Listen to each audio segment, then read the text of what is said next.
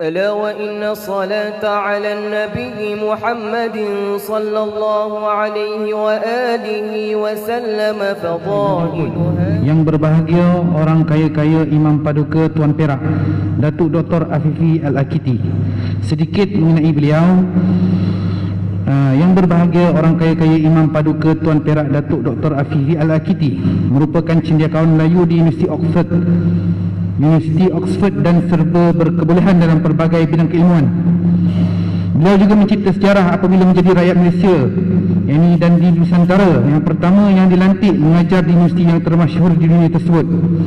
Pada tahun 2010, beliau menerima watikah pelantikan sebagai Ahli Majlis Agama Islam dan Adat Melayu Perak yang diperkenankan oleh Duli Yang Maha Mulia Paduka Seri Sultan Perak Sultan Nazrin Izzuddin Shah.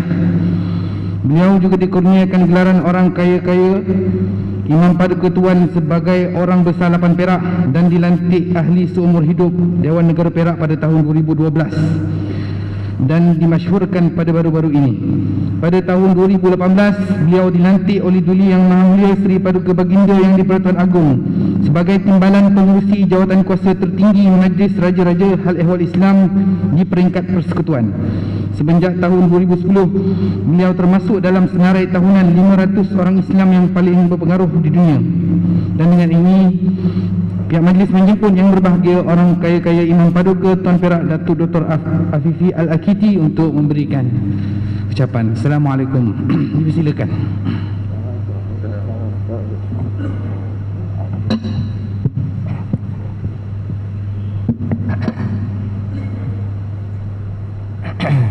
Bismillahirrahmanirrahim. Alhamdulillahirabbil alamin wassalatu wassalamu ala asyrafil anbiya wal mursalin wa ala alihi washabbihi ajmain. Samahatu Syekh Datuk Muhammad Yusuf, Mufti Negeri Sembilan Darul Khusus, al-ulama al-kiram, hadirin wa hadirat sekalian rahimakumullah. Assalamualaikum warahmatullahi wabarakatuh. Saya tak panjang insya-Allah sebab nak menunggu insya-Allah Datuk Samahatu Syekh Mufti after this. So cumanya sikit saja, bukan pun tausiah pun, tapi saya masa landing tadi dapat ambil manfaat sikit dengan kedua-dua pembentangan. Adinda saya sendiri terkejut bila saya sampai dia tengah bersyarah, dan lepas tu Baba, alhamdulillah. Jadi saya minta maaf Dr. Khair, I miss your presentation. Tapi Datuk Nordin, alhamdulillah, our Syekh Jakim, mantan Ketua Pengarah Jakim yang ada kat sini, told me that alhamdulillah Dr. Khair punya presentation semua dibukukan dalam buku tu. Jadi saya dah baca, alhamdulillah, pasal tarekat Ahmadiyah. Saya berbesar hati sangat sama Tuan Syekh Datuk Mufti kerana menjemput saya pada pagi yang muda ni, alhamdulillah. This is a very important occasion, especially untuk negeri di Malaysia ni yang memang darul khusus. Memang sebenarnya kalau orang tak faham kenapa kita ada lakab negeri ini dengan nickname negeri ini, sebenarnya darul khusus tu ada berbagai makna sebenarnya. Tiap-tiap negeri di Malaysia ni memang ada barakah daripada daulat-daulat tuanku sendiri. Untuk tiap-tiap negeri adalah, daripada Perak Darul Ridwan, daripada Pahang Darul Makmur, malah Perlis Darul Sunnah. Sekarang memang Darul Sunnah. Alhamdulillah, semua ada makna tersirat, ada tapi negeri Sembilan Darul Khusus memang headquarters penyelamat paramedik untuk turuk-turuk tarekat-tarekat, alhamdulillah, yang memang bawakan antara ulama-ulama habaib tok syekh kita, kiai-kiai yang membawakan Islam ke tanah Melayu ni. Jadi jangan kita lupakan jasa besar orang-orang tarekat yang sebenarnya membawa Islam ke Nusantara ini. Saya yang dah berapa lama masih lagi di perantauan, mengajar atau mengaji dan masih belajar di Oxford sekalipun, memang orang luar daripada Malaysia, luar daripada Nusantara, luar daripada Indonesia, luar daripada Junub Syarak Asia ni, luar daripada Southeast Asia ni, memang mereka kagum akan umat Islam daripada kalangan kita. Termasuklah ulama-ulama Arab kita. Kalau tak percaya, pergi bila dapat, insya-Allah lepasnya dah ada fitnah yang ada di Syria sekarang ni, kalau dapat berihlah dan mengaji di Syria, di Damaskus sekalipun. Antara tok guru Syria tu banyak yang akan katakan macam bila saya jumpa almarhum Syekh Said Ramadan Al-Buti contohnya. Malah Syekh Wahab Zuhaili yang beberapa kali dah datang di Malaysia contohnya. Syekh Al-Buti for example will say that Malaysia ni negara ataupun Nusantara ni negara tempat di mana kita ada Ghuzailiyah, Little Ghazalis. Kita produce Little Imam Ghazali sebenarnya. Mereka memang mungkin mengaji dan mengajarkan kitab Ihya Ulumuddin di Timur Tengah, tetapi mereka tak dapat nak keluarkan orang yang berakhlak seperti cakap tadi Majlah menjelma seperti Imam Al-Ghazali. Malah kita secara tak langsung ni, masyarakat kita ni mungkin tadi ada satu soalan, perlukah kita masuk tarikat, perlukah kita masuk tasawuf contohnya, atau belajar ilmu tasawuf. Nak jawab soalan tu simple saja. Nak mengaji ilmu tasawuf, hukumnya apa? Fardu ain, bukan sunat lagi pun, memang wajib. Sebab tasawuf itu adalah antara ilmu fardu ain Islam, termasuklah ilmu akidah, ilmu fiqh dan ilmu tasawuf. 3 tu fardu ain. Fardu ain. Itu sebabnya kalau kita nak ikut kaul Imam Syafi'i yang tersendiri, bahasa Arab tu sepatutnya fardu ain disenangkan jadi kaul, jadi fardu kifayah. Sebab ta'zurul amal, memang susah untuk mewajibkan semua orang mengaji bahasa Arab. Tetapi tasawuf, ilmu tasawuf tu masih lagi fardu ain. Sama dengan ilmu akidah dengan ilmu fiqh. Tetapi seperti mana itu ada kita daripada hadis Jibril alaihissalam, Islam, iman, ihsan, itulah di mana agama kita memang ada dia punya perspektifnya, perspektif Islam iaitu fiqh, perspektif iman iaitu akidah, perspektif ihsan itu yang tasawuf. Yang 3-3 ini memang wajib untuk kita semua mengaji dan tahu. Cuma nama dia dan lain. Cuma mazhab ni lain-lain. Jadi kalau kita tahu dalam ilmu akidah ada 2 mazhab, Asy'ariyah, Maturidiyah dalam kalangan ahli sunnah wal jamaah. Kalau dalam fiqh ada 4 mazhab yang kita sepakati. Mazhab Syafi'i di tempat kita, Maliki, Abu Hanifah, Imam Hanafi dan mazhab Hambali. Tetapi dalam tasawuf mazhabnya banyak, bukan 2 atau 4, mencerminkan hadis itu sendiri. Bila mana baginda Rasulullah SAW diminta tanya apa akhbirni anil Islam, dia dapat jawab, baginda jawab dengan 5 rukun Islam, 1, 2, 3, 4, 5, boleh diukur. Bila ditanya akhbirni anil iman, dia baginda jawab dengan 6 rukun iman. Tetapi bila tanya akhbirni anil ihsan, apa maksud ihsan, iaitu apa maksud tasawuf itu, an ta'budallah ka'annaka tarah. dah tak ada nombor. Seperti mazhab-mazhab dalam tasawuf memang tak ada nombor.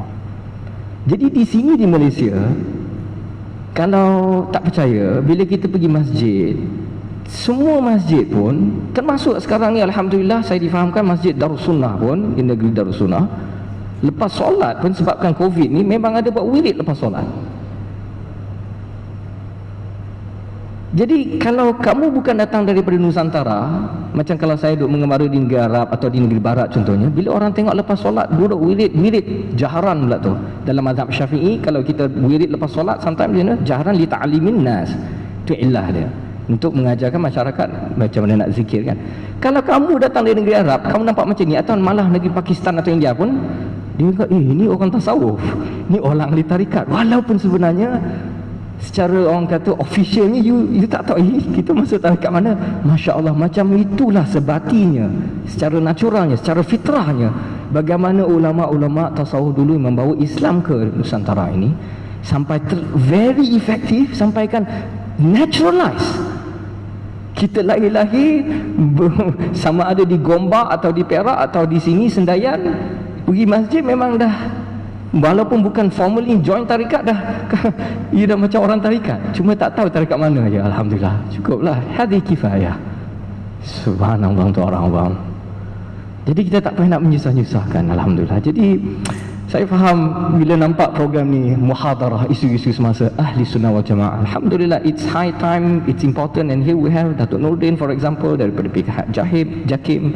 And I think ini mencerminkan di mana kita nak balik-balik pada go back to basics. Inilah bagaimana agama Islam yang memang kita faham di tanah Melayu ni, untuk 9 negeri dan sekarang dah ada 14 negeri alhamdulillah Malaysia. Daripada dulu kala sampai sekarang macam ni. daripada zaman Sultan Melaka lagi. Di sinilah tempatnya Mufti Ahmad, Syekh Ahmad ni adalah Mufti Negeri Sembilan yang membaca doa untuk kemerdekaan kita. Oh, seorang tarikat, seorang tasawuf. Jadi antara mungkin manalah tahu kalau kita ada ustaz-ustaz muda yang tak faham antara perkara-perkara ni. Itu yang pentingnya, la yudraku kulluhu la yudraku kulluhu. Don't throw the baby along with the bathwater. Kalau kita tak faham sesuatu, tawakuf, seperti ada yang antara ulama kita kata tadi.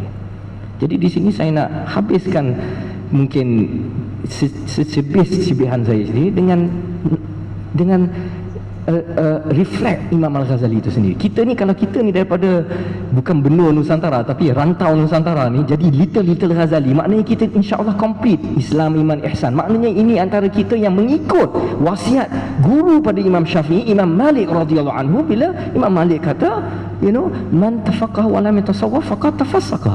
Siapa yang mengaji ilmu zahir, iaitu fiqh dan selainnya, tapi tanpa mengaji ilmu batin, tasawuf, dia will be in danger untuk jadi fasik. Maknanya jatuh jadi macam kalau orang Melayu boleh terjemah ni, jadi lawyer buruk. Mengajar fiqh hanya untuk tahu apa dia punya hiyal, apa nak lari daripada sini dari situ untuk ini tak apa, kita dah cukup syarat, cukup rukun, tapi sunat tak buat. Contohnya, wa man tasawwafa wa lam yatafaqqah faqad tazandaka. Tapi opposite dia ni, balance yang kita kena ada. Opposite dia, kalau siapa yang belajar mengaji ilmu batin saja, ilmu tasawuf, ilmu hakikat, tapi tak syariat, tak ada ilmu fiqh, masalah takut nanti masuk dalam ajaran sesat. Seperti banyak ulama tadi kita dah dengar cerita di mana dia orang tak cukup mengaji bahasa Arab pun tak cukup, dan nak jadi syekh tarikat. Itu yang jadi macam ni. Jadi the balance daripada Nusantara that we've always shown the world is wa man jama'a bainahuma faqad tahaqqaqa. Barang siapa yang combine both zahir dan batin.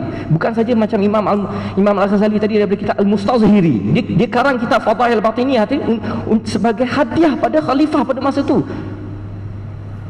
Abbasiyah, Khalifah Al-Mustazhiri. Nama kitab lain-lain Fawaidul Matiyah. Itu masalahnya orang yang ini, yang orang yang jadi macam mungkin zaman sekarang jadi hippie sufis dekat Amerika Syarikat, you tak payah masuk Islam pun, you just tak apalah, you nak join zikir, jadi macam hippie sufi macam tu lah, tak ikut lagi dah agama. Tapi at least that is one step nak dekat dengan agama, kita doakan lah. Antara orang di Amerika Syarikat contohnya, nanti kita dengar kitab Rumi, contoh yang terkenal kan, kitab Rumi ni sezaman Imam Rumi, Maulana Rumi sezaman dengan zaman Syekhul Akbar Muhyiddin Ibn Arabi. Around that time, during the time of untuk orang kata the pioneers of Daulah Osmaniyah, the pioneers of Daulah Osman. Jadi bila kita dengar, bila perkara macam yang kafir mentakafirkan ini antara perkara yang kita kena larikan, kejauhkan diri daripada perkara itu.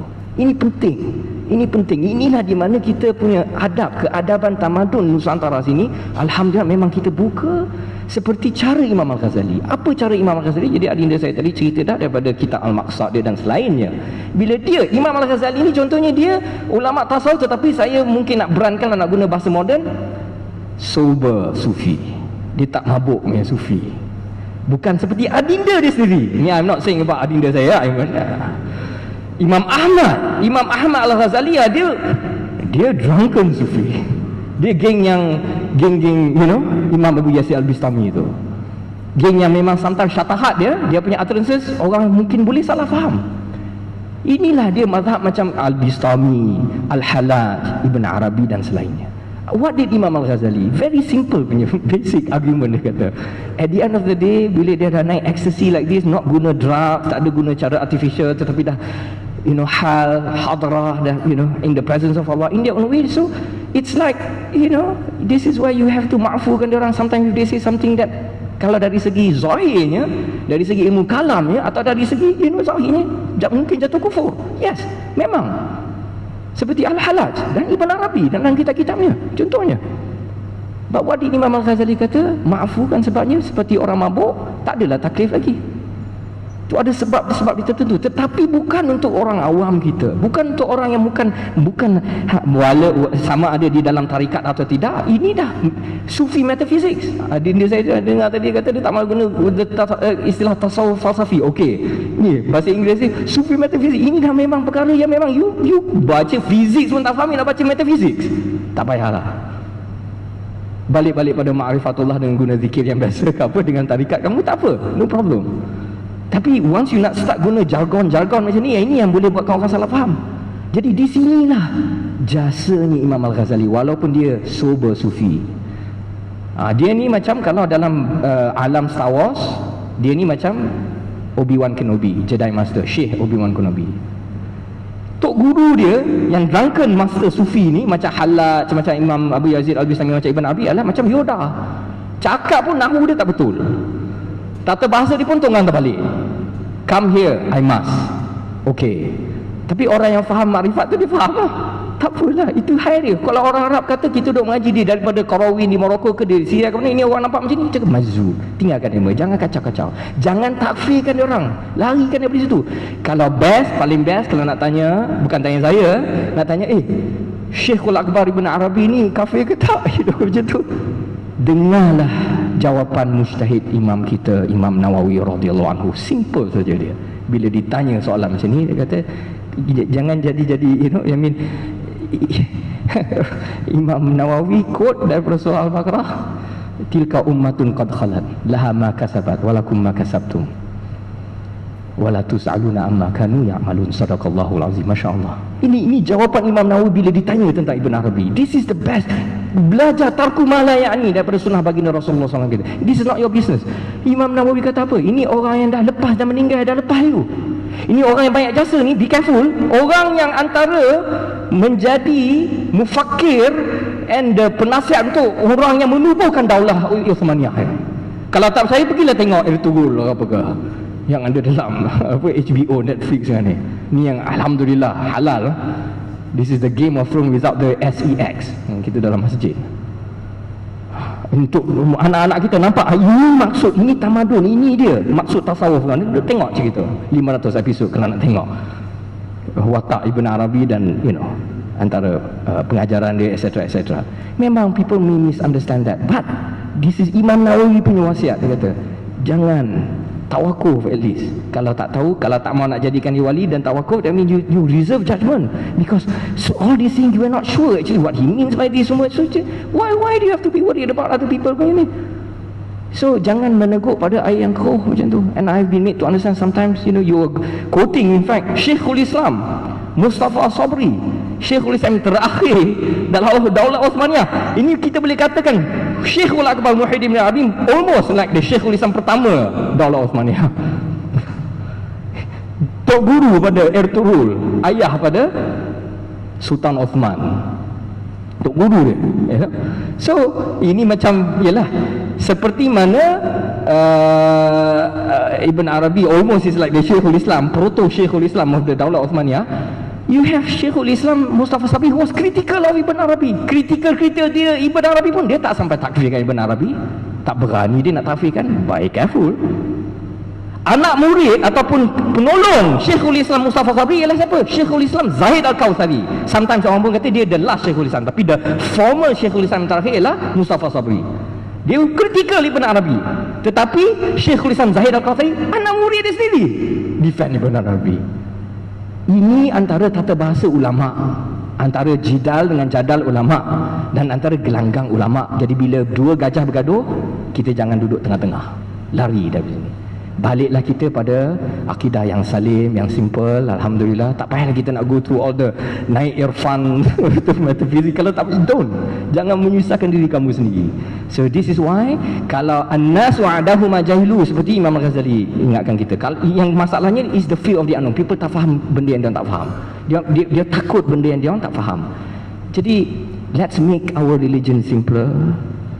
Tasawuf is fardu ain, ilmu fardu ain. Orang luar memang nampak kita hebat.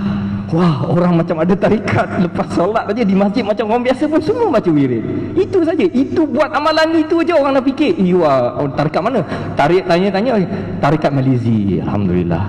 Tarikat Negeri Sembilan Wingi apakah, tarikat I don't know, di Gombak ke mana, alhamdulillah. At the end of the day you are finding the redha and ma'rifat of Allah Subhanahu wa taala. So remember that, insya-Allah. Jadi di sini saja Hadratus Syekh, Samahatus Syekh, masya-Allah, saya finish with doa, insya-Allah, to ask Allah Subhanahu wa taala berkati majlis ni Samahatul Syekh, dan terutama sekali untuk negeri ini, negeri Darul Khusus, supaya menjadi benteng akidah, fiqh dan tasawuf ahli sunnah wal jamaah, insyaallah. Amin birahmatika ya arhamar rahimin ya rabbal alamin, birahmatika ya arhamar rahimin. Barikillahum lana fi syahri safal al khair wa'adahullahu alaina sininan ba'da sinin. Ya Allah ya rabbal alamin, lanjutkanlah usia duli yang maha mulia Tuanku Mukhris Ibn Almarhum Tuanku Munawir yang di-Pertuan Besar Negeri Sembilan Darul Khusus, birahmatika ya arhamar rahimin. Allahumma wafiq sairal umal wal umara wal ulama li ri'ati umuriddin wal muhafazati ala huquqil muslimin wa iqamatil adl fil ahkam wa tamasuk bil fadail al islam, birahmatika ya arhamar rahimin. Bidu'a hadha mufti birahmatika ya Allah ya Allah ya rabbal alamin. Ala hadiyin ya sya'lillahi lamul fatihah. A'udzu billahi minasyaitonir rajim. Bismillahirrahmanirrahim. Alhamdulillahirabbil alamin arrahmanir rahim maliki yaumiddin. Iyyaka na'budu wa iyyaka nasta'in. Ihdinas siratal mustaqim siratal ladzina an'amta 'alaihim ghairil maghdubi 'alaihim waladdallin. Ighfir lana wa liwalidina. Amin. Taqabbalallah. Masih diucapkan kepada Datuk Dr. Afifi Al-Akiti. Saya ini menjemput sahib samahah Datuk Haji Muhammad Yusof bin Haji Ahmad, Mufti Kerajaan Negeri Sembilan Darul Khusus, untuk menyampaikan ucapan perasmian penutup majlis kita pada hari ini, dan segala hormatnya dipersilakan.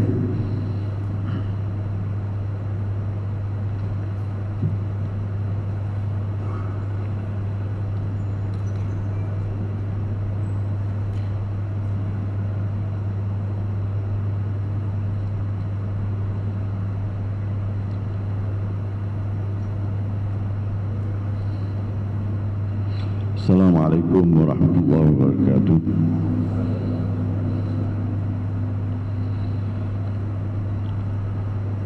Bismillahirrahmanirrahim.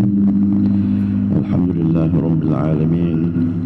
Wassalatu wassalamu ala sayyidil mursalin wa ala alihi wa sahbihi ajma'in. Rabbi shrah li sadri wa yassir li amri wa hlul 'uqdatam min lisani yafqahu qawli. Terima kasih kepada Saudara Azlan selaku pengacara majlis,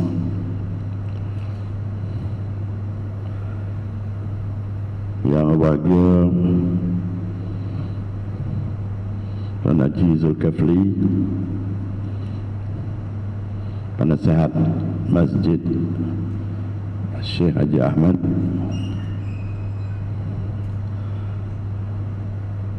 yang dihormati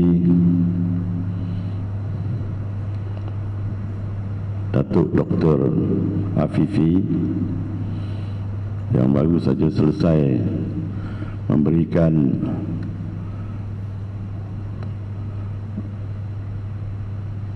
ilmu sebentar tadi kepada kita, ahli-ahli panelis Dr. Aiman, Dr. Khairi, dan juga Baba Rashid, dan tidak ketinggalan juga Datuk Nordin, mantan Ketua Pengarah JAKIM, yang berkesempatan hadir pada majlis kita ini. Masyayikh Tarikat Tasawuf yang berdaftar di Negeri Sembilan, para tetamu, ahli majlis Turuk Sufiah Jabatan Mufti Negeri Sembilan, seluruhnya tuan-tuan dan puan-puan, para hadirin, peserta muhadarah yang berkesempatan hadir pada sejak pagi tadi hinggalah tengah hari ini. Jadi kita dah pun banyak mendengar apa yang telah disampaikan kepada kita mengenai isu-isu semasa yang timbul dalam masalah ilmu tasawuf ini.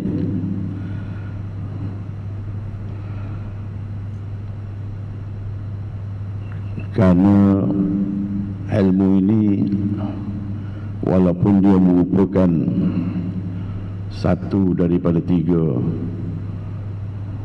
kita kata rukun agama kita, tapi dia masih lagi tersembunyi dalam kalangan masyarakat Islam kita pada hari ini.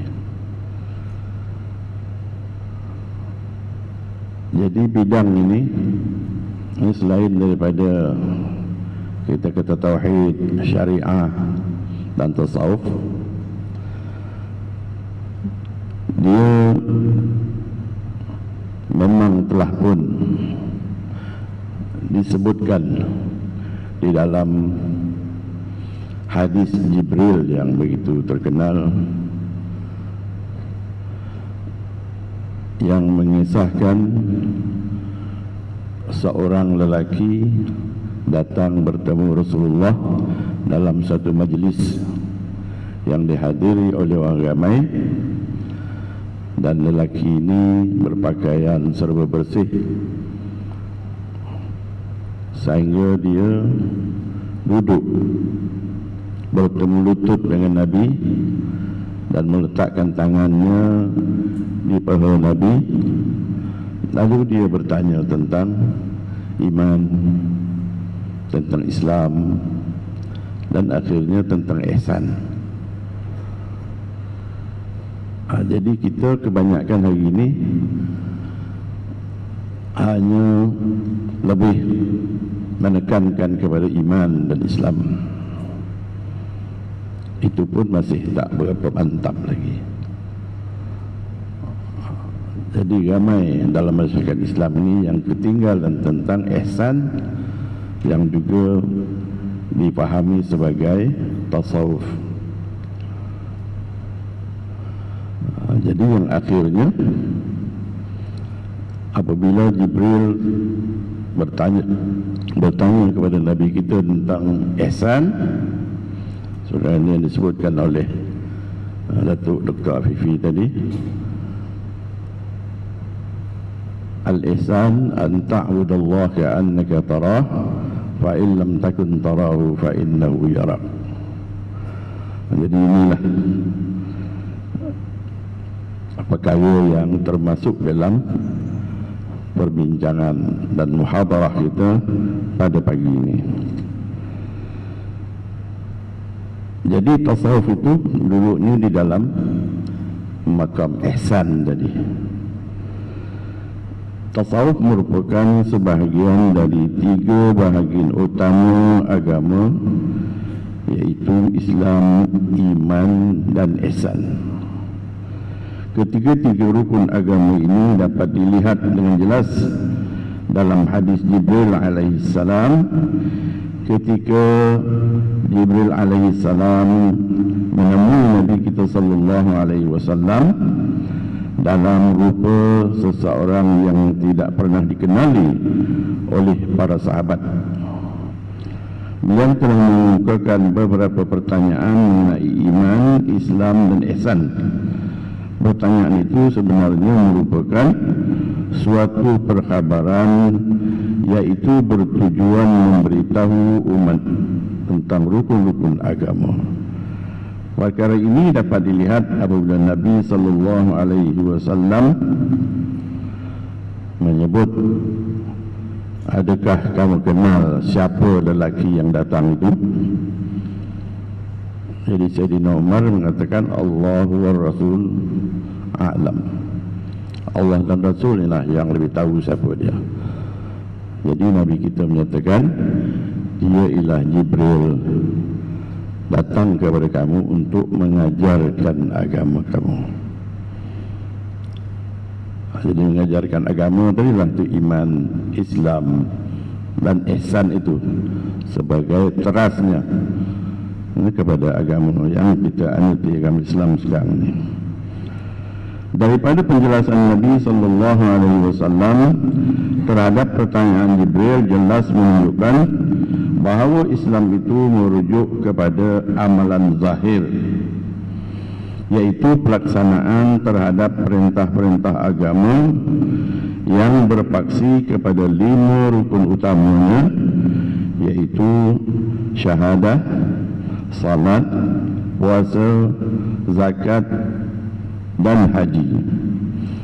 Iman pula merujuk kepada keyakinan hati terhadap rukun-rukun iman yang berpaksi kepada 6 rukun utamanya, yaitu kepercayaan kepada Allah, para malaikat, kitab-kitab, rasul-rasul, qada dan qadar, dan hari kiamat. Manakala ihsan pula merujuk kepada amalan batin manusia, yaitu penyaksian hati terhadap hadrat Allah Subhanahu wa taala. Oleh itu Islam melibatkan anggota zahir, iman melibatkan hati, manakala ihsan pula merupakan gerak jiwa manusia. Iman itu boleh diumpamakan sebagai tapak binaan, Islam sebagai binaan asas, dan ihsan pula ialah pelengkap, penyempurna dan penyeri binaan. Tanpa iman, binaan tidak akan terbina kerana ketiadaan tapaknya. Tanpa Islam berarti hanya memiliki tapak tanpa ada binaan. Tanpa ihsan berarti hanya memiliki tapak dan binaan tanpa pelengkap dan penghiasnya. Kesempurnaan hanya tercapai dengan ketiga-tiga perkara tersebut. Memiliki tapak semata-mata tanpa ada bangunan menjadikan seseorang itu berasa keperitan, kepanasan matahari dan kesejukan ketika cuaca sejuk. Manakala demikian juga orang yang hanya beriman tanpa melaksanakan tuntutan Islam akan diazab di akhirat sekiranya dosa-dosanya itu tidak diampunkan Allah Subhanahu wa taala. Namun kesudahannya dia tetap akan ke syurga juga kerana keimanannya itu. Memiliki tapak binaan, memiliki tapak dan binaan asas pula menjadikan seseorang itu dapat berteduh, namun tempat berteduhnya itu tidak sempurna kerana tidak memiliki kelengkapan dan hiasan. Malah seringkali terdedah kepada pencerobohan dan juga kecurian. Demikian juga orang yang beriman dan melaksanakan tuntutan Islam tetapi tidak berihsan. Amalan yang dilakukan itu kurang sempurna, malah kadang-kadang amalan tersebut tidak diterima dan mengundang kemurkaan Allah Subhanahu wa taala. Perkara seumpama inilah yang dapat dilihat pada firman Allah Subhanahu wa taala yang bermaksud fawailul lil musallin, celakalah bagi orang yang bersalat. Tasawuf sebenarnya merupakan saripati atau jiwa agama. Dengannya agama itu dapat dirasai kebenaran dan kemurniannya. Ia merupakan penyempurna kepada agama itu sendiri, di mana ia memberikan nilai tambah terhadap keimanan dan keislaman. Dalam hal ini Nabi SAW bersabda yang bermaksud, iman yang paling utama ialah engkau mengetahui bahawa Allah itu menyaksikan engkau di mana sahaja engkau berada. Hadis ini menunjukkan bahawa iman itu mempunyai tingkatan yang berbeza Dan tingkatan iman yang paling utama ialah iman yang didasari atas pengetahuan dan penyaksian terhadap hakikat tilikan Allah serta taklukan sifat-sifatnya terhadap diri manusia. Inilah yang dikatakan ihsan, seperti yang disabdakan oleh Nabi SAW yang bermaksud ihsan itu ialah engkau beribadah kepada Allah seolah-olah melihatnya. Sekiranya engkau tidak melihatnya, maka sesungguhnya dia sentiasa melihat engkau. Tasawuf masih dianggap